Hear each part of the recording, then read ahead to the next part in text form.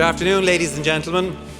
My name is James O'Higgins Norman, and on behalf of UNESCO, Friends, International Bullying Prevention Association and Dublin City University, welcome to World Anti-Bullying Forum 2019.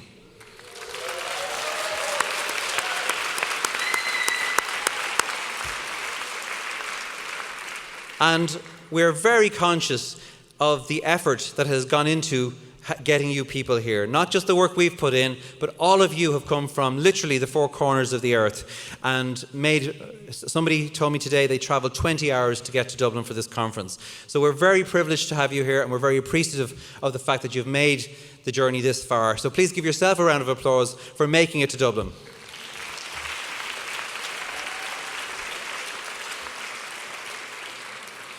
So it's now my great privilege to welcome to the podium, to the stage, the first citizen of Dublin, the Lord Mayor Nial, accompanied by the President of DCU, Professor MacCraith, the Managing Director of World Anti-Bullying Forum, Lisen Bergquist, and the Chair of the Scientific Committee, Flärdh.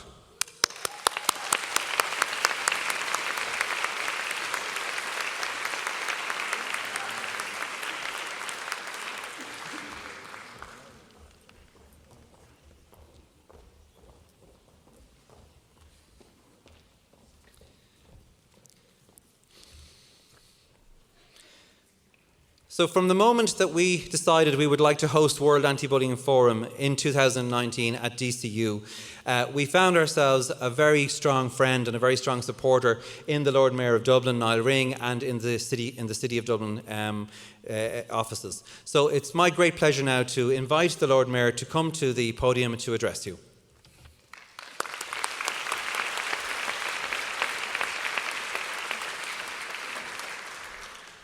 Thank you, James. Well, dústa fáilte of Galéir go dtí an fórum ionach seo, an fórum tábhachtach seo. You're all very welcome to the World Anti-Bullying Forum. Very important and very significant forum. And I'm delighted as first citizen of Dublin that we're able to have it here in Dublin.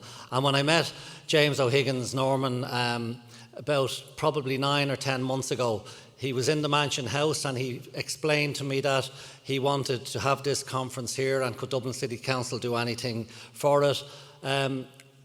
Unfortunately, I was under extreme pressure to do it because, one, as first citizen of Dublin, I would be very conscious that it had to be done, but two, I'm a graduate of DCU. So he was playing the DCU card all the time and saying, but as a graduate of DCU, you have to support us.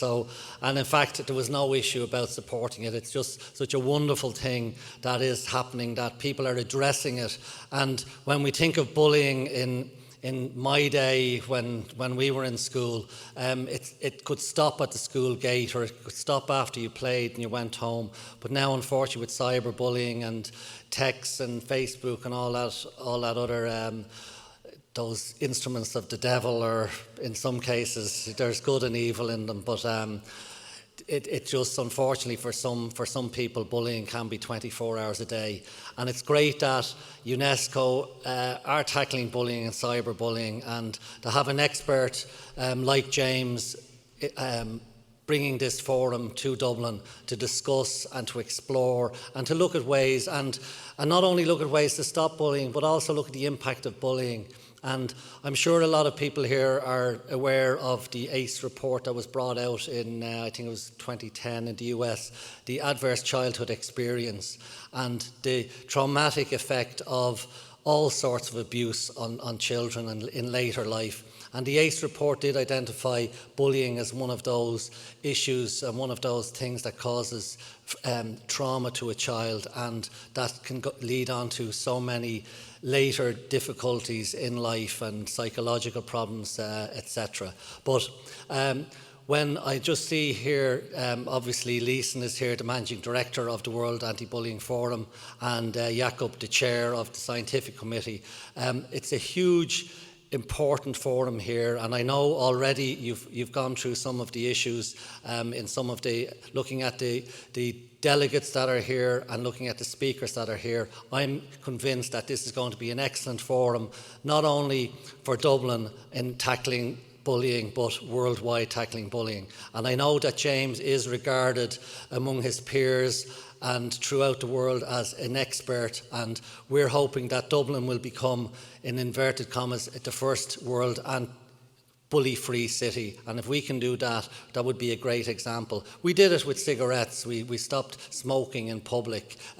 We've did it with plastic bags, and these are only small things. Bullying is such an impact on people that if we can address it and tackle it and beat it, well then we'll have done a good day's work. And I just welcome you here to Dublin. I know, unfortunately, and I've been told that we've apologised for the bad weather on several occasions, but as first citizen of Dublin, I have to take personal responsibility for it. And that's, blaming isn't taking responsibility, as they say, but I will say, Dublin is still a beautiful city, whether it's raining or whether it's fine, and I hope that in among the important, very serious and important work you're doing, that you will take time to see and get a feel for the wonderful culture, the wonderful heritage, the wonderful history, and obviously the wonderful nightlife and pub scene in Dublin. And I know you're going to City Hall this evening.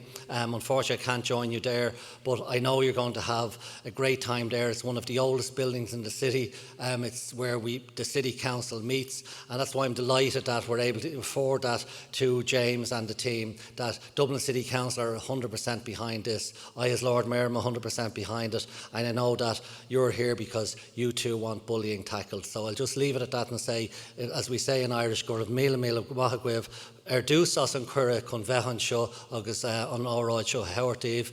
Thank you very much for being here, listening to me, and I know you'll have a great time in Dublin, and in among that, hugely important work. And thank you very much. Gur mila mila machwiv Blair.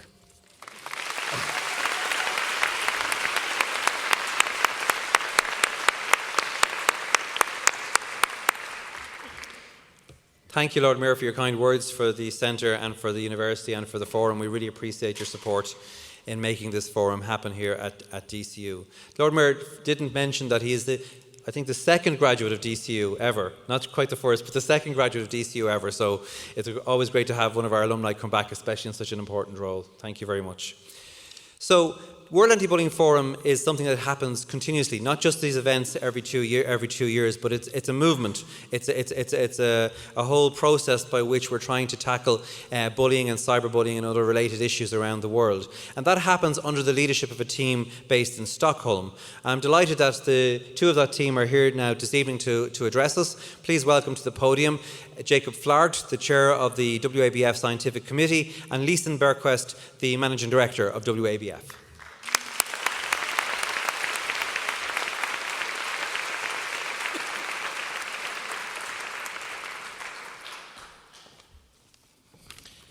Thank you, James. Dear distinguished guests, it is with great honor I welcome you to the second World Anti-Bullying Forum. And I would firstly like to take the opportunity to thank the members of the Scientific Committee, Samir Hinduya, Robert Thornburg, Ruth Thitishai, and Shara Ortega, and in particular, a million thanks to James O'Higgins Norman. No one would have been here today in Dublin if it weren't for him. And from the bottom of my heart, thank you so much for bringing WABF to the next level. The schedule for the forum has been developed to encourage and promote dialogue that deepens our understanding of bullying and brings us closer together. We have strived to encourage unexpected meetings and possibilities for new learnings with people, positions, and perspectives that perhaps haven't met before. Because to prevent and stop bullying, we need to bridge the gap. The gap between disciplines, between ontological and methodological perspectives, the gap between researchers, policymakers, and practitioners, the gap between people, all sharing the same goal, but not always sufficiently connected to each other. To stop and prevent bullying is about the core values of our societies. The values and the structures in our societies do affect the relations between children and between different groups of children, as well as dehumanization, hate, and perceived supremacy in childhood will affect relations between humans in adulthood. I dare to say that next to the climate crisis, the way we treat each other, the way we respect each other, is our number one struggle for the future of our societies. I do believe that preventing bullying in childhood and breaking the circles of dehumanization and fostering respect of equal value and equal rights is a core pillar for future, sustainable, democratic, and respectful societies. And yes, over the last decades, we have been successful due to the groundbreaking and dedicated work from many of you who are in here today. I will never give up my belief on that bullying one day actually can be totally eradicated. But we can only succeed working as a community. So I would say that this is a kind of a historical moment. Never before in history, so much knowledge, experience, and expertise on bullying have been gathered in one place. And bullying is one of the very few global challenges that every human being has a first-hand experience of. And with that power of a joint will from all parts of the globe, I can't see why we shouldn't succeed. So during these days, I hope you take the chance to be generous, to be curious, and to be open-minded, and to be explanatory and help your colleagues rise to improve our actions as a community.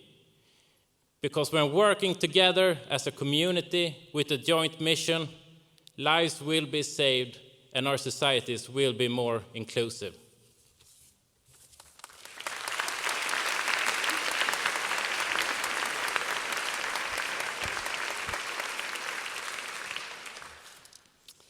Thank you, Jacob. And as Jacob and the speakers before me have already addressed, we're so happy to be here in Dublin today. When Friends initiated the World Anti-Bullying Forum and held the first forum in Sweden in 2017, we had high hopes on bringing it abroad. And it is now a truly international event. Friends' vision is a world where no child is subjected to bullying, and this is certainly not something that we can accomplish by ourselves. This year, we're happy to be working with the International Bullying Prevention Association, UNESCO, and the forum's host, DCU. Because as you all know, partnering is key when working for change. Friends' vision is our driving force when we develop the future in the forum, and we truly believe that the best way to end bullying and all violence against children is to share the collected knowledge we already have and put it into practice. The good old, it takes 17 years before research reaches practice, cannot be a truth that we continue to repeat anymore. We need to share the knowledge we all have, no matter what discipline you're in, no matter what profession you have, no matter what age you are. We need a task force to diminish the research practice gap and vice versa. So, here I stand before you, not with answers, but waiting for answers. Because we will jointly co-create the solutions here in Dublin and in the future. We created the forum because there was a lack of dialogue, and I think that we now created a space for sharing. The next step for us at Friends is the broader development of the forum. How do we communicate between these biannual forums? How do we build stronger networks, and what more barriers can we knock down? I want to invite all of you to share your ideas and insights with us. Think about what you would like the World Anti-Bullying Forum to be. Think about that child you know. Think about the child you were, or the child that you are. Think about those moments when no one was there for you. Then think about the fact that you are here because you believe that no child should ever need to experience violence, loneliness, or harassment. Every single one of you, the person next to you and the person way over there, are here because we want to end bullying against children and youth. The international community has agreed that ending all violence against children is a priority in the Convention of the Rights of the Child, in the Sustainable Development Goals, just to mention two leadership, world leader agreements. And when we gather, as we do here today, we have the attention of the world. So I'll be listening to your presentations and your discussions. I will be reading the evaluations, and I'll even do a workshop on the development of the forum. But most importantly, I'll be watching this new global movement grow, because you are the change makers. You are the World Anti-Bullying Forum. Thank you.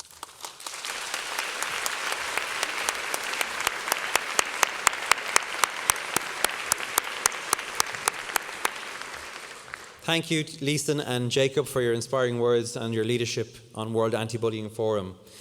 Of course, part of the reason why we are hosting the World Anti-Bullying Forum here at DCU is because we have a dedicated research centre here in the university, the National Anti-Bullying Research and Resource Centre. It was founded over 20 years ago by my colleague, Professor Mona O'Moore, and it has continued ever since then to be cutting edge and to be relevant and to produce research and resources and training to tackle bullying and, in more recent years, online safety and cyberbullying. But the work that we do here in DCU is part of a bigger mission, and it's a mission that is led for us by our president and would not be possible without him. So it's my great pleasure to introduce to you the biggest friend of the Anti-Bullying Centre and the president of DCU, Professor Bree MacCraith.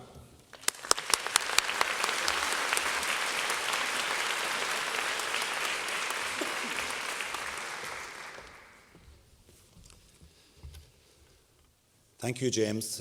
As a university president, it's always dangerous when a fellow academic gives you public praise. It usually means there's a request following very quickly. But anyway, I will say a few words in our native language first. Ord vera, ambassadori, agus gini usla, boahlam falcha chorov galer hig ulskal carvalho clia, dan okaj specialta agus tochtach show. Lord Mayor, Ambassadors, distinguished guests, ladies and gentlemen, on behalf of Dublin City University, it gives me great pleasure to welcome you all here to the World Anti-Bullying Forum. It really is a great honour to have so many eminent guests here with us. Our city's first citizen, members of the Diplomatic Corps, members of the Department of Education and Skills, so many international guests, and our partners in industry as well. I'd like to acknowledge some of the key personnel from the partner organisations responsible for organising this forum. Chris Castle, UNESCO's Chief of Section on Health and Education. Lynn Lonsway, Executive Director, International Bullying Prevention Association. People you've just heard from, Lisen Bergquist, Managing Director of Friends, the World Anti-Bullying Forum. Jacob Flärdh, the Chair of the World Anti-Bullying Forum Scientific Committee, and James, who is our UNESCO chair here at DCU, along with his colleagues in the ABC, the Anti-Bullying Centre. This is truly an international event that lives up to its theme of building bridges by bringing together almost 1,000 delegates from every part of the world, representing 37 different countries. The forum can only benefit from such a wide range of international perspectives and expertise on the issue of bullying, how the problem is presenting, how it's being addressed worldwide, and how new partnerships and collaborations can create change. And in a time of division in so many parts of the world, it is even more important to bring so many nations and perspectives together to discuss one of the truly great global challenges that we truly can solve together. In this regard, I want to particularly welcome the efforts made by the organisers to ensure the participation of a greater number of delegates from the Global South and from Asia. UNESCO, through their sponsorship, have played a key role in achieving this goal. With so many first-time visitors here to DCU, I'd like to just give you briefly an overview of the university, and I mean briefly. What's very important for you to understand that DCU's mission is very simple. We set out to transform lives and societies, and we do this through education, research, innovation and engagement. We're Ireland's fastest growing university. We're very young. Next year we turn 40. In 1980, our first cohort of students, including our first citizen, and there was only 192 of those, arrived November 1980. Today we have over 17,500 students across 3 academic campuses in this part of the North Dublin. Because its focus is very much aligned with our mission to transform lives and societies, we're very proud indeed to host the World Anti-Bullying Forum. We share your values, Like you, we are focused on creating change and on developing change makers. As you know, our university is proud to host the UNESCO Chair on Tackling Bullying. We're proud to host the ABC, and we're delighted with the international reputation for excellence that the AB has developed, thanks to its groundbreaking programme of research and resource development to tackle bullying and cyberbullying. In fact, its very essence reflects what the university stands for. Universities, academics have the privilege of creating knowledge, but we don't believe it should stop there. We believe that creation of knowledge should be carried forward to translate that knowledge into practical solutions that affect people's lives. And that's exactly what the Anti-Bullying Centre does. That's exactly what the World Anti-Bullying Forum does. Currently, the team of over 20 researchers working with James focus on major issues such as migration and bullying, gender and violence, sexting and sextortion, school bullying, consent in higher education, a big issue for universities around the world, online safety, identity-based bullying, and so on. All the big issues that I'm sure are major themes in this conference. These projects are undertaken with the support of funders in the enterprise sector and the Irish Government under the Action Plan on Bullying. We also receive support from the Irish Research Council and in particular from the EU Commission. So the work of the UNESCO Chair at DCU is one of leadership, not just in Ireland, but of partnerships globally as well. A collaborative ethos has underpinned DCU's work with the Irish Government in its efforts to address the issue of bullying. In 2013, the Government launched its Action Plan on Bullying, which was followed by the creation of procedures for primary and post-primary schools. Since then, the ABC has worked with the Department of Education and Skills to evaluate the impact of the Action Plan. The Centre has also played its part in achieving the objectives of the Action Plan through the National Anti-Bullying website, very simply tacklebullying.ie. Meanwhile, the ABC is currently rolling out something very exciting, a new research-based anti-bullying and online safety programme for schools. This is something that is being rolled out to every post-primary school in Ireland. It's a very significant undertaking, and it's for students, it's for teachers, and it's for parents. So it's covering every aspect of the issue, and it's hugely important. The programme, which has been funded by Facebook, is called FUSE. It brings together teachers, parents, and students to work together to tackle bullying and online safety. It is DCU's hope that the results of this project over the next 3 years will be central to the national effort to tackle bullying and cyberbullying. Such as is the scale of this project, it can truly transform a whole country by empowering the students, the teachers, and the parents. All the key elements are there to make a huge impact. In conclusion, I sought for a quotation that I thought would be significant and relevant to this fantastic event here in Dublin. And I turned to the late great American poet Maya Angelou. And you probably are familiar with this in the world of bullying, but I thought it important to state it. And she said, "I've learned that people will forget what you said, people will forget what you did, but people will never forget how you made them feel." This is the essence of tackling bullying. Research, as you know, shows that the trauma of bullying can cause long-term changes to the brain that can lead to cognitive and emotional deficits as serious as the harm done by even child abuse. The human and societal cost in terms of depression, anxiety, substance abuse, and other outcomes is huge. When people ask me as a university president, what keeps me awake at night, what do I worry about? And they expect me to talk about university funding, which is normally what university presidents talk about. But truly it is the mental well-being of our students. That's what one worries about. And one knows that there are a number of contributory factors to actually addressing that. And tackling bullying is central to those. And that's why, as James says, we are such a strong supporter of the ABC. But that's why your collective work here over the coming days is so important. I am confident that this coming together of policymakers, teachers, academics, parents, and most importantly young people will lead to a greater understanding, better methodologies, and smarter strategies to tackle bullying at its roots. Lisen used the word co-creation. That is the essence of innovation and the innovation that's needed to tackle this problem. I want, as a university president responsible for a lot of young people, I want to congratulate you and to thank you for the work you do. It is so significant. We are indebted to you for the solutions you come up with. So I'm confident through your collective effort, we can together build bridges, create change, and transform lives. Thank you.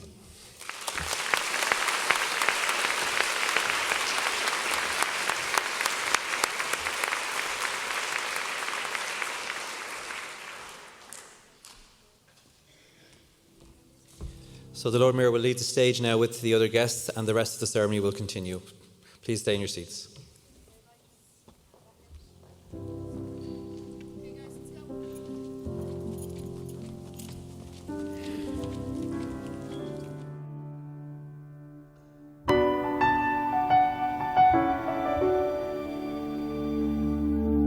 I am not a stranger to the dark. Hide away, they say, 'cause we don't want your broken parts. I've learned to be ashamed of all my scars. Run away, they say, no one will love you as you are. But I won't let them break me down to dust. I know that there's a place for us, for we are glorious. When the sharpest words wanna cut me down, I'm gonna send the blood, gonna drown them out. I am brave, I am bruised, I am who I'm meant to be. This is me. Evan, this is your third time dancing on the Helix stage, and yet you have never once danced in school. How come? I don't feel comfortable dancing in school in front of people. That is Evan's story.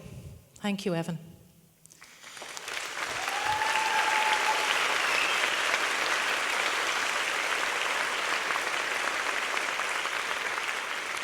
Hello, my name is Maura. We would like to share some more stories with you. Evan's of an education system, some of which does not allow children to dance. Let me introduce you to some more children.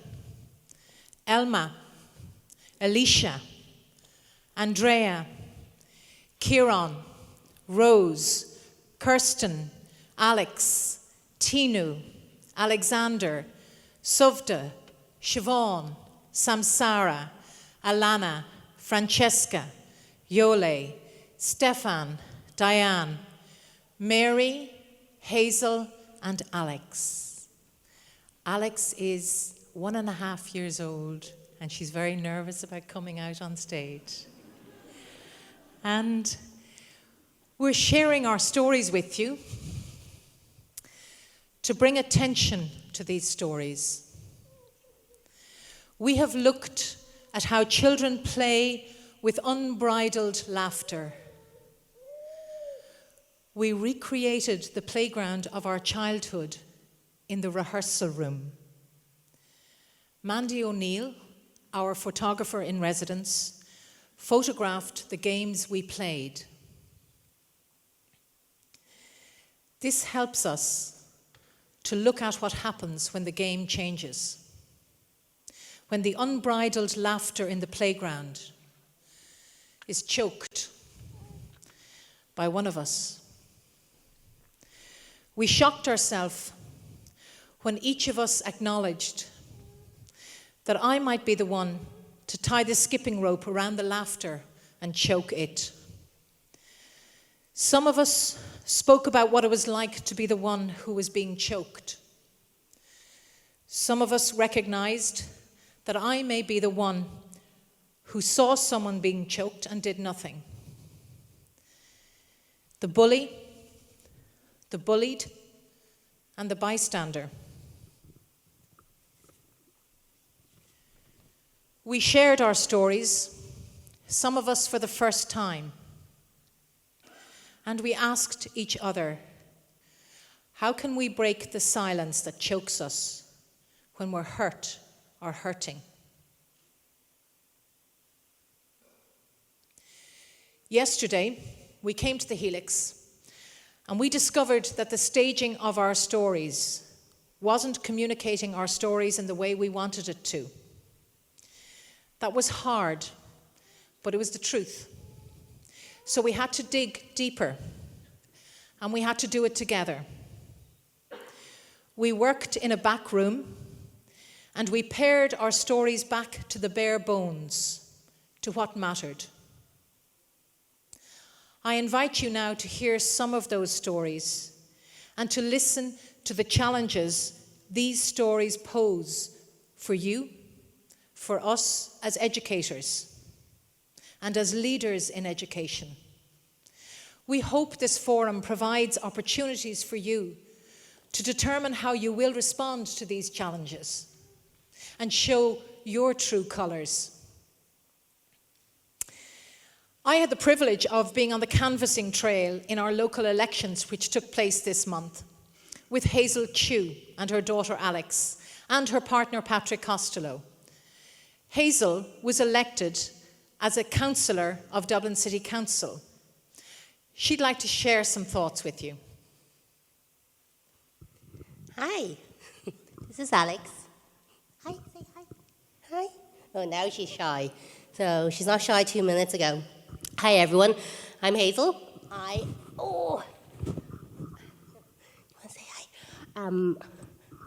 was born and raised in Ireland. My parents came over here from Hong Kong about 43 years ago, and they both met over here, incidentally.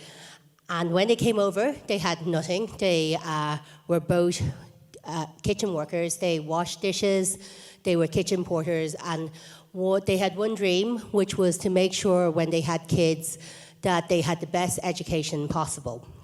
So I went to quite a good school, even though my parents couldn't afford it. And within the first week of being in school, I was bullied because of my skin color. Now, when I said it to the teachers, they kind of just shrugged it off. That was 30-something years ago. Oh, sorry, honey, it's mine. That was 30-something years ago. And unfortunately, then, fast forward another 10 years, things didn't change. When my brother went to school, and I got a call from the local hospitals to say that he had been beaten quite badly. And when I challenged the school, they claimed that it was just boys having a bit of rough and tumble. We challenged the school more, but what we noticed was that it wasn't just an issue with the children or the bullies, it was an issue with the system as well. Teachers didn't really want to know, the principals wanted to protect the school. So we came across this as a huge problem even 20 years ago. And more recently on the canvassing trail, and I noticed that there was a lot of bullying socially online. So I would get a lot of trolling every day. I would get it on the doors as well. And these were normally racist remarks or other remarks. And the thing is, bullying doesn't stop. When it happens at school, it tends to carry on to later life as well. The bullies stay being bullies unless they are challenged or unless they are told that it's not right.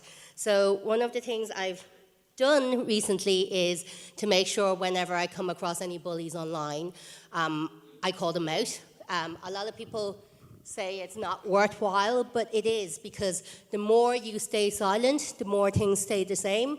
And I'm really hoping that in another, 5 years' time, when Alex goes to school, things will be a little different. And hopefully with the help of yourselves, things will be a lot different. Thank you.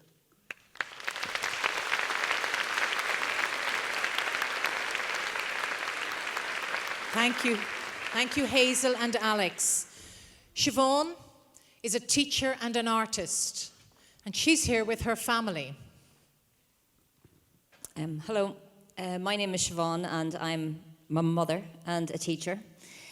I was born in Belfast in Northern Ireland, and at 11 years old, my family decided to move to a small town called Flärdh in the Republic of Ireland. So as an 11-year-old, I thought, new possibilities, new friendships, new opportunities. I wish I had it turned out that way. At 11 years old, I was told to go back to Britain. I was told to go back to where I came from. I am an Irish, Northern Irish Catholic, and I'm very proud to be one. Yet my own country, people in my own country, called me a foreigner. These are my two beautiful children, Alexander and Alana. My daughter was bullied in school. Hi, my name is Alana. I'm 12 years old and I have been badly bullied. It was horrible. I did nothing wrong, but a gang of people decided that I wasn't cool enough to be in their gang. I was hurt and upset. Usually I would wake up in the morning and cry because I didn't want to face the fact that I had to go into school and meet them. But then my mom, she listened to me and she helped me to move to a different and better school. I am happier and more confident now. I have amazing friends in my new school.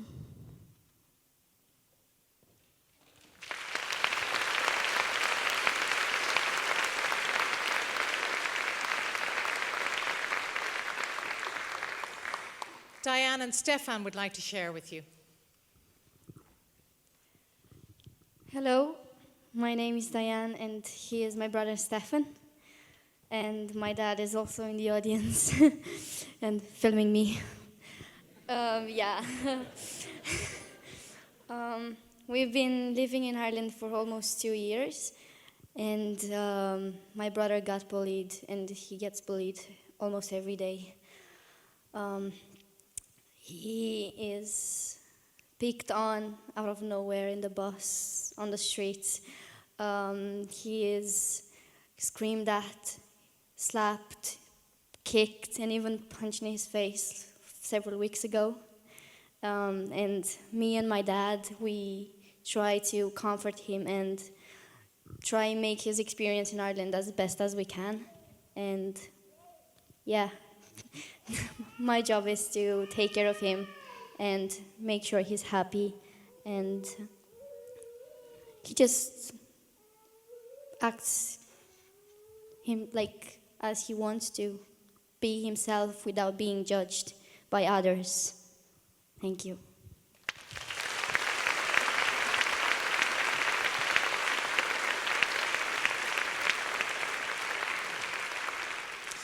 And Alex decided today, as a result of a 3-month process of developing these stories and giving voice to these young people and to their teachers and leaders, Alex today spoke, and she'd like to share with you what she has said.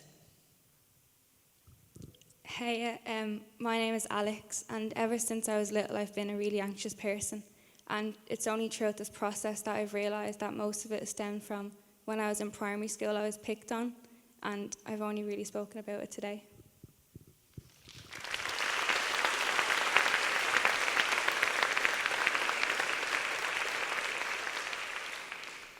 Suvta, where are you from? Mongolia. Suvta's from Mongolia, and she's going to share something with you. Hello, my name is Suvta, and I was bullied by people that I thought were my friends. It happens more often than you think, but times like that help you realise who your real friends are. These are the friends that helped me through my bullying experience.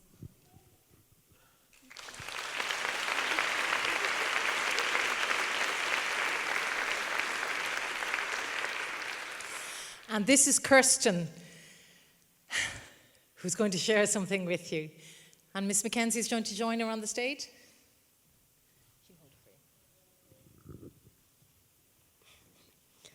My name is Kirsten. I work with a girl named Marley who is autistic. She is nonverbal. People think she can't learn, but she taught herself to count to 10 in Spanish by herself. People with autism are not less than, they are just different.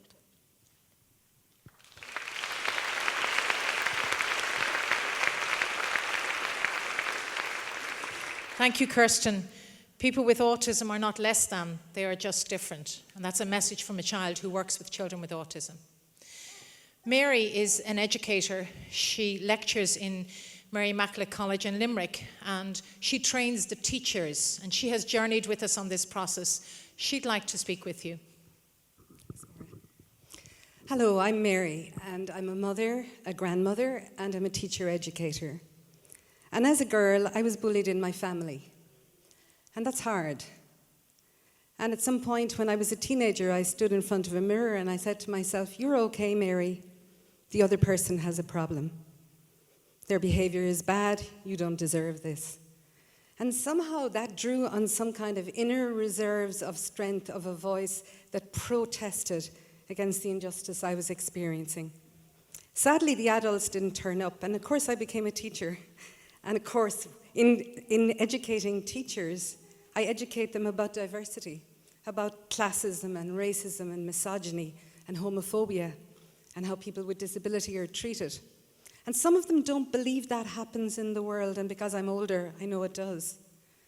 And on the last day in fourth year, when I give my last lecture, I say to them, "Be brilliant, have a great career in teaching, be leaders, but don't do banking education," as Flärdh called it. Do problem-posing education. Make a difference, make a positive difference. I hope they do. I think as leaders, as educators, as a teacher educator, change starts with me. Not with you or you. Change starts with me. So I'm learning in a new role recently and happily as a grandmother. I have a 2-year-old grandson. His name is Ronan, and he lives in Ottawa in Canada. And it scares me because, do you know already, he's not 2, but he's the height of a 4-year-old. And I already see what's happening is adults are expecting things of him that he's not yet capable of because they're making assumptions. His dad is 6'11", and he suffered every day in school, every day on the sports pitch, being mistaken for a 15-year-old when he was 10, and even as an adult. So I think to myself, as a grandmother, what can I do about the world? I feel it's urgent. So I've thought to myself, number one, if I say to student teachers or to my grandson, "Tell the truth, Ronan," and if he doesn't see me doing that, then my words are really hollow. I have to speak the truth, even when it's uncomfortable. Even when I'm behaving badly, I have to name it. And I have to name it when my colleagues are behaving badly. And I have to name it when student teachers are behaving badly with children in the classroom. I have to take courage. We all have a responsibility as leaders to have courage. Sometimes children or teenagers can't speak out. They need us to be advocates. So on the day Ronan was born, I whispered into his little ear, my blessing. And I said to him, "Ronan, you are better than no one, and no one is better than you." And that is my blessing to all the beautiful young people and their teachers on the stage, and to all of you education leaders who are going to work together over the next days. I hope you come to understand both ends of that equation, that you are better than no one, and no one is better than you.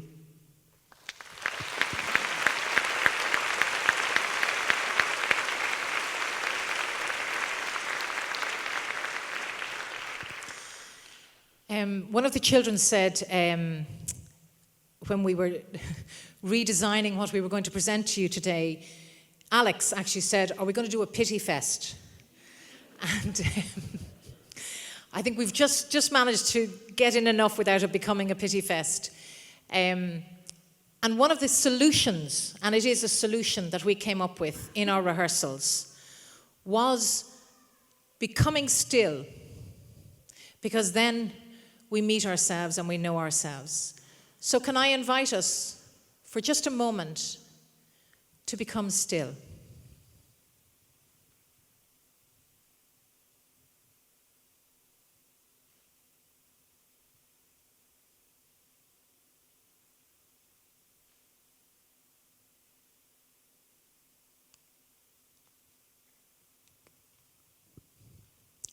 In that way, we can show our true colors.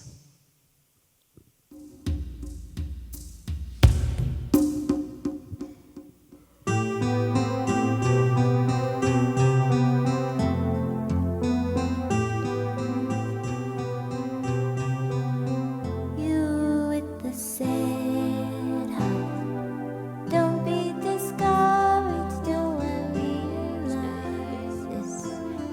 to take courage in a world full of people.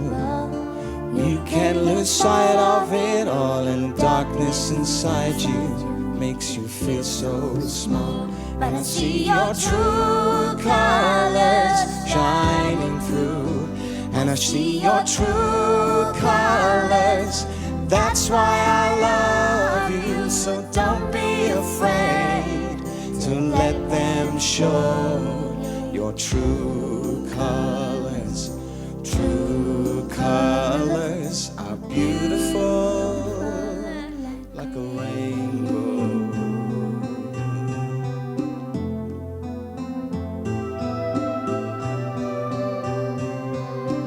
Show me a smile.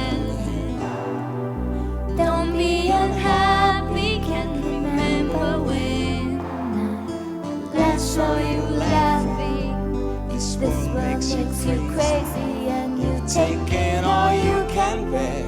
You call me up because you know I'll be there, and I see your true colors shining through, and I see your true colors. That's why I love you, so don't be afraid to let them show your true colors. True colors are beautiful like a rainbow.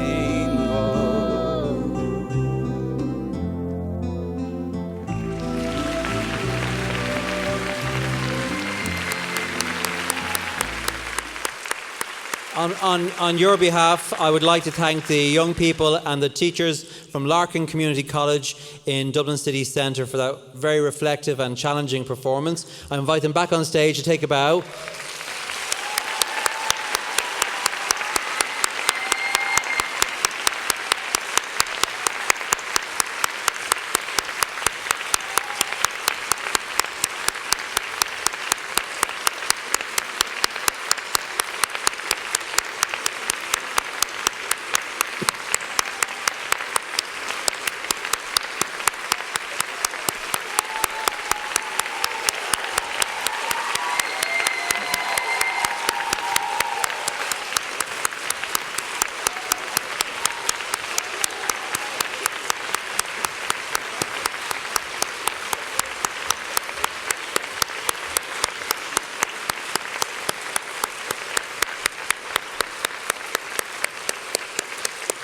It was really important to us that young people and their voices at the centre of World Anti-Bullying Forum. So these young people and the young people who will also be here on Thursday for the closing ceremony have been working for 3 months reflecting on what bullying means in their lives, and this reflection, this challenging reflection today is a result of that. So thank you to Larkin Community College and to the teachers and young people there for that wonderful presentation.